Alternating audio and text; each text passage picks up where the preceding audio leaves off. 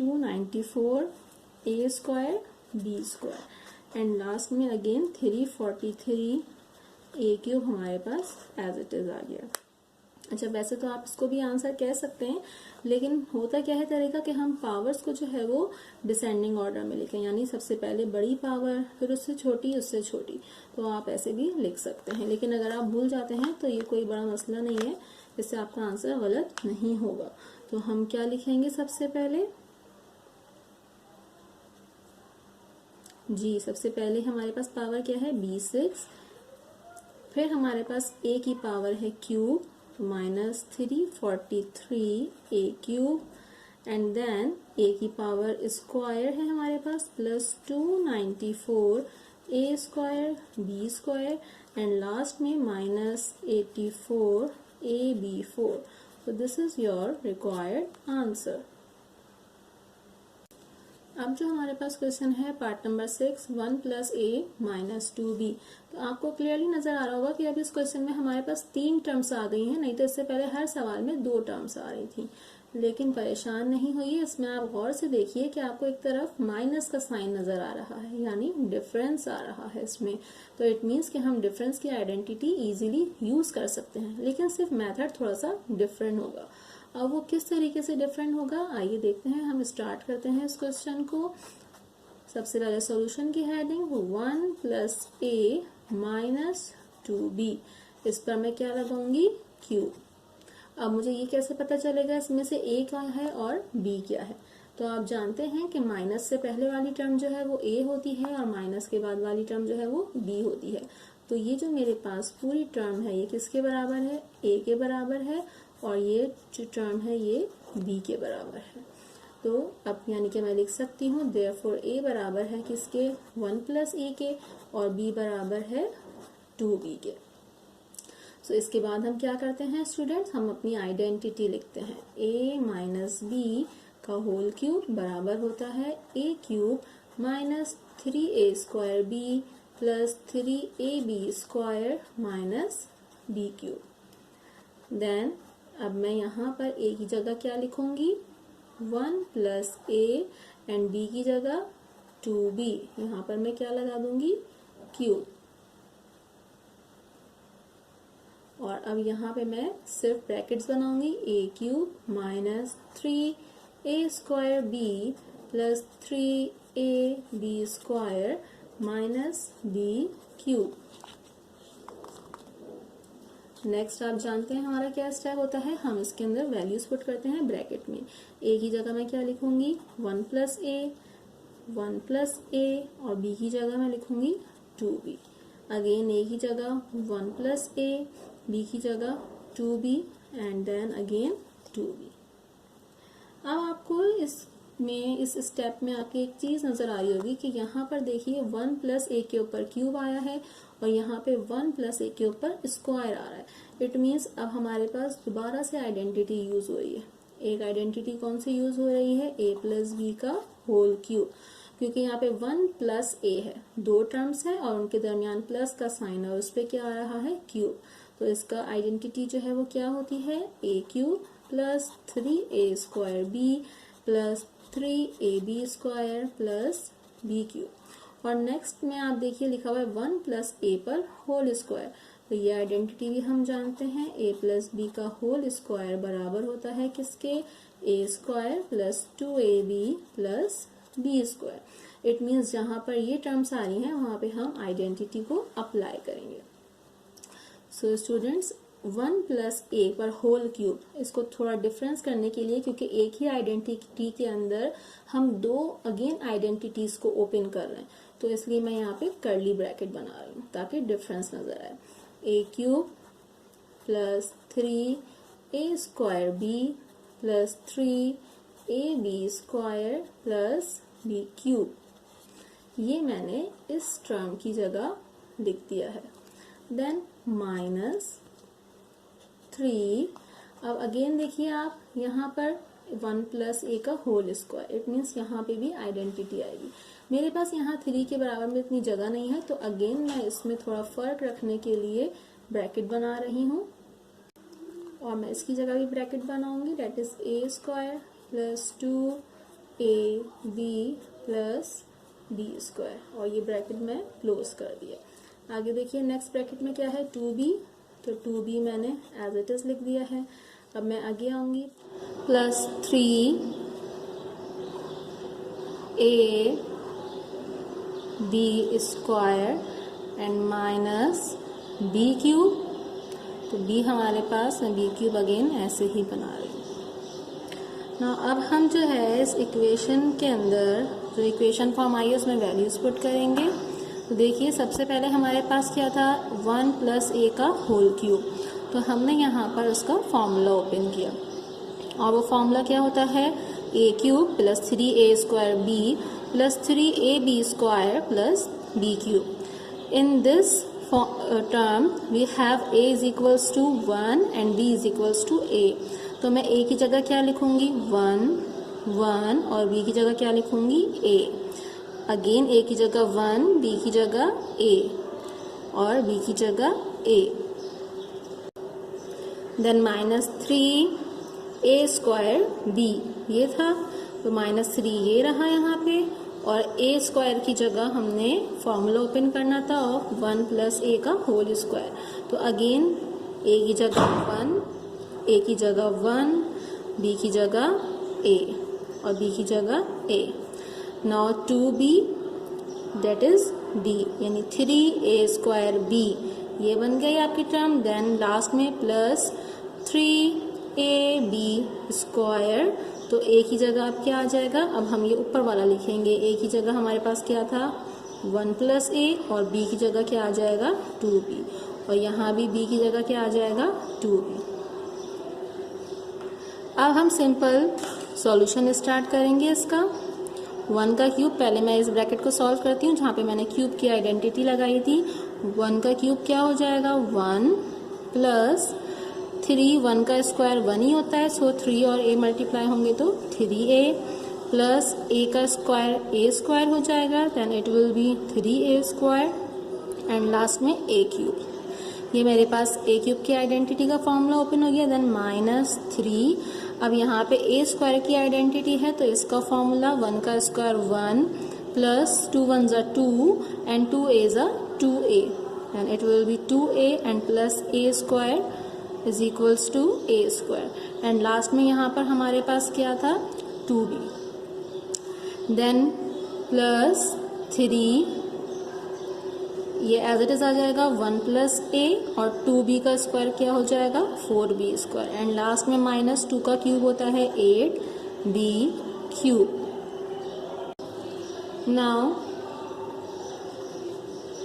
ये value as it is आ जाएगी 1 plus 3a plus 3a square plus a cube, minus 3 और 2b को हम पहले आपस में मल्टीप्लाई कर लेते हैं, देन 3 2 ज़ा 6b, और ये वैल्यू एज इट इज आ गई 1 plus 2a plus a square, और यहाँ पर हम प्लस का साइन 4b स्क्वायर और 3 को मल्टीप्लाई कर लेते हैं, देन इट विल बी 3 4 ज़ा 12b square and 1 plus a as it is, and last में minus 8b cube as it is.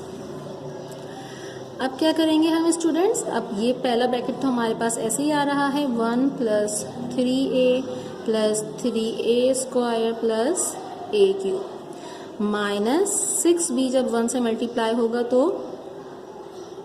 6b, minus plus minus 6 2 ज़ा 12ab, minus plus minus 6a square b, and last में plus 12b square जब 1 से multiply होगा तो 12b square, and plus 12ab square जब a से multiply हुआ, last में minus 8b cube as it is. So ये जो है आपके पास, इसमें हम अब देखेंगे कि क्या हमारे पास सेम वेरिएबल्स वाली कोई वैल्यू है, जैसे a है तो और भी आगे यहाँ पे कोई a है, तो देखिए हमें कोई भी a नज़र नहीं आ रहा। यहाँ पे a स्क्वायर है तो a स्क्वायर और कहीं पे भी नहीं है, a क्यूब है तो a क्यूब भी और किसी के साथ नहीं है।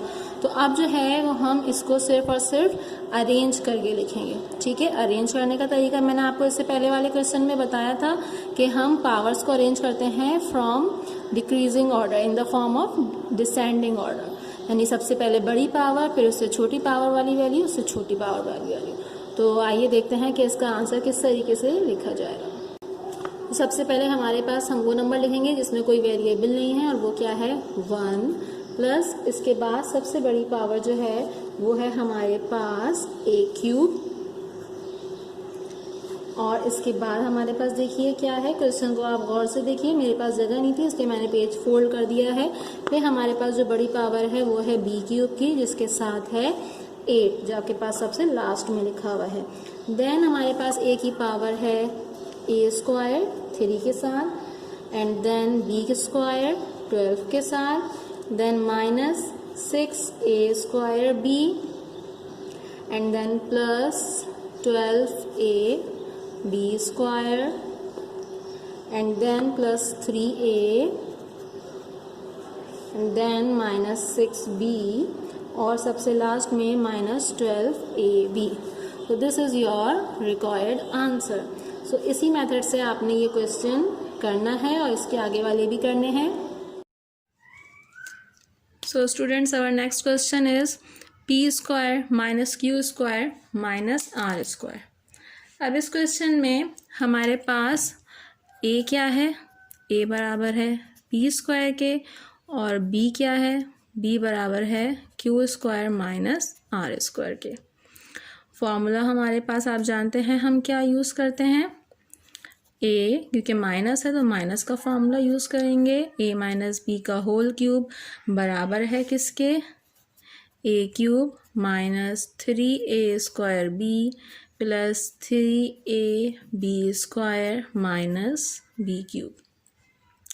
तो a माइनस b के होल क्यूब की जगह मैं क्या लिखूंगी, p² minus q² minus r², यानी a माइनस b और ये आ गया इसका cube is equals to a³ minus 3a² b plus 3ab² minus b³।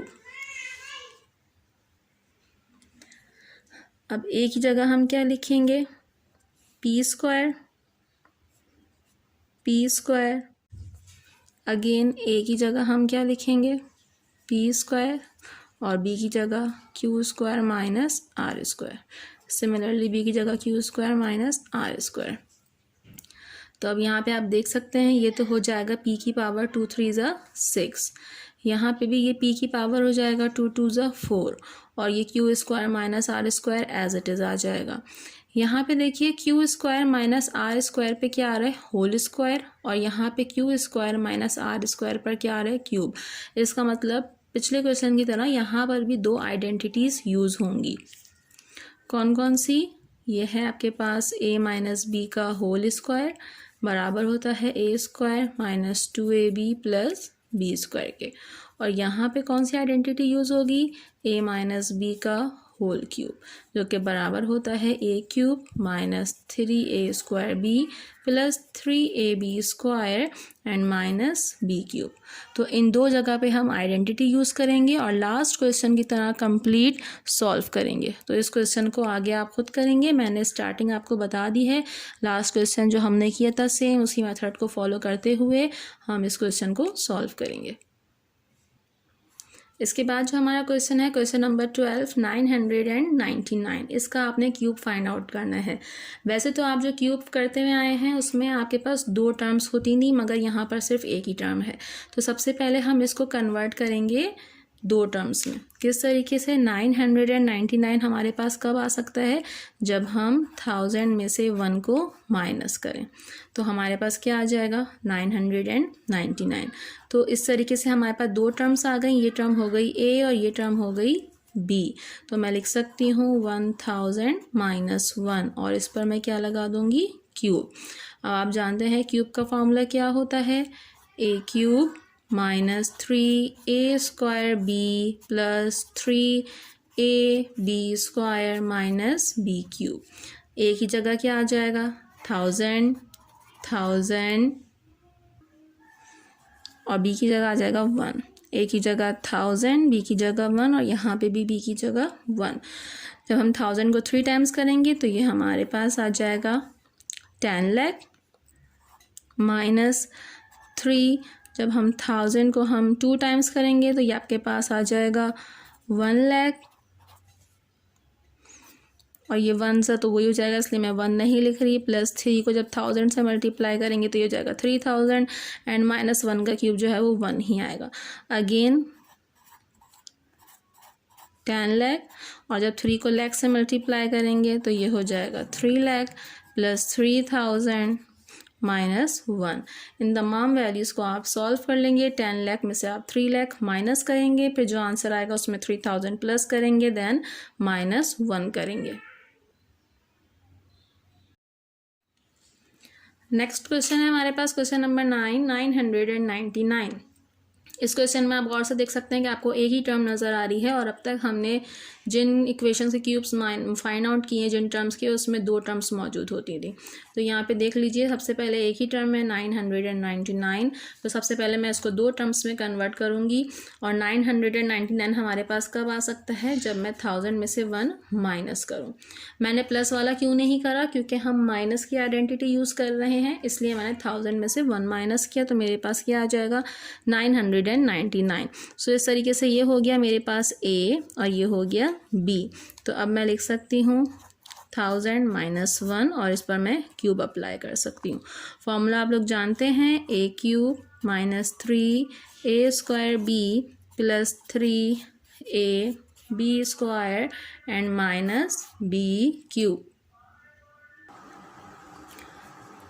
तो A की जगह मैं लिखूँगी 1000, B की जगह 1, A की जगह 1000, B की जगह 1 और B की जगह 1।